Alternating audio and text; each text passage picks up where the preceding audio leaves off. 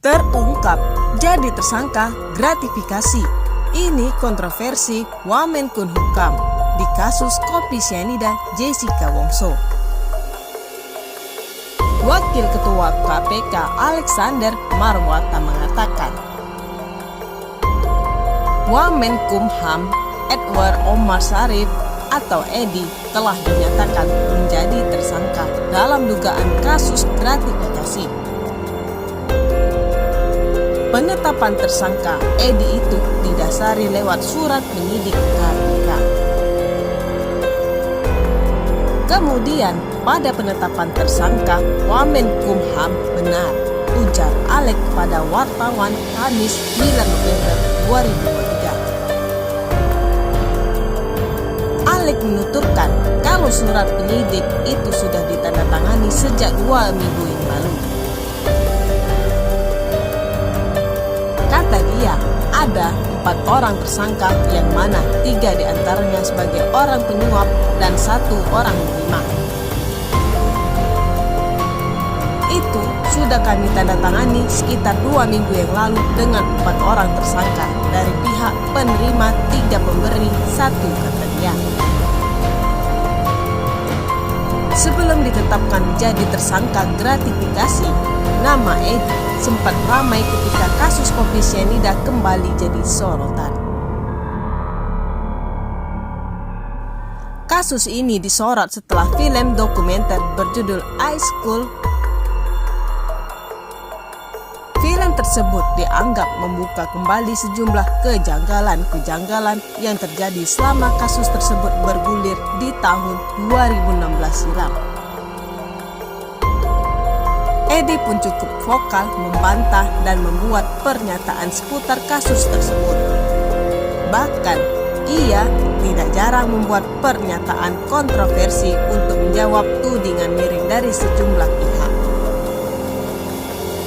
Berikut sederet pernyataan kontroversi Wamenkumham Edward Omar Sharif di kasus kopi cyanida. 1. Sebut pernyataan ahli forensik tidak valid.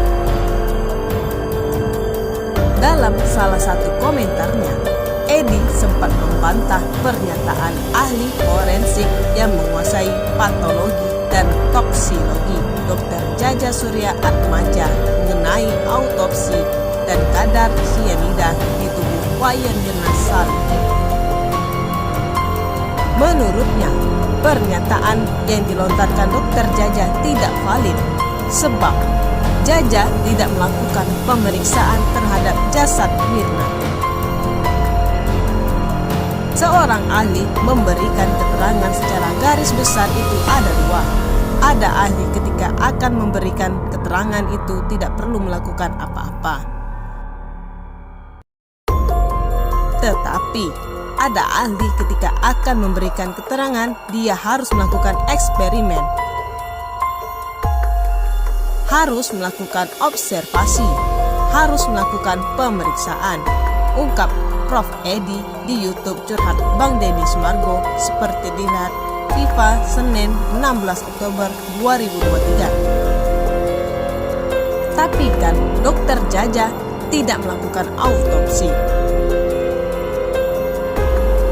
Kalau nilai pembuktian orang tidak melakukan autopsi, lalu dia bicara, itu tidak beda dengan orang yang ngomong sembarangan di pinggir jalan, sambung dia. 2.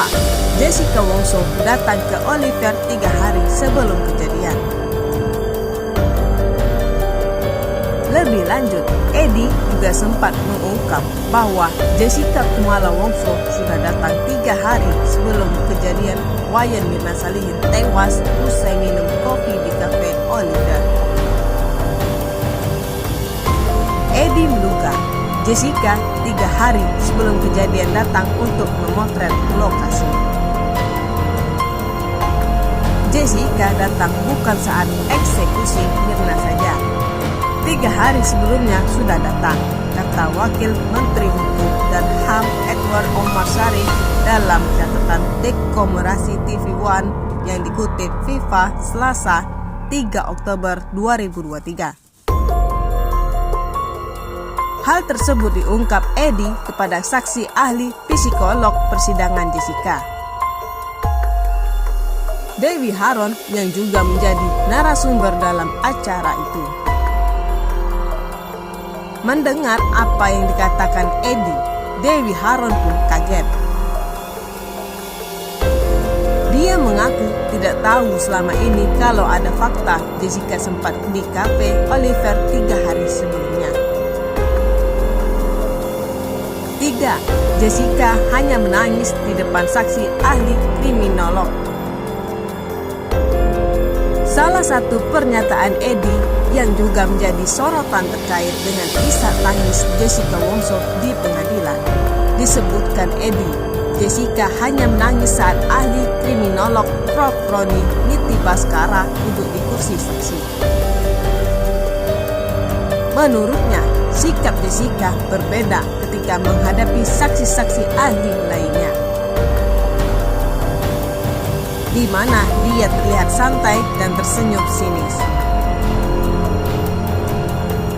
Kalau nonton kesaksian persidangan Jessica secara utuh dari awal sampai akhir, ketika saya memberikan keterangan ahli Dr. Natali, Prof. Salito, dan ahli lainnya, itu Jessica menghadapi itu dengan santai, senyum sinis.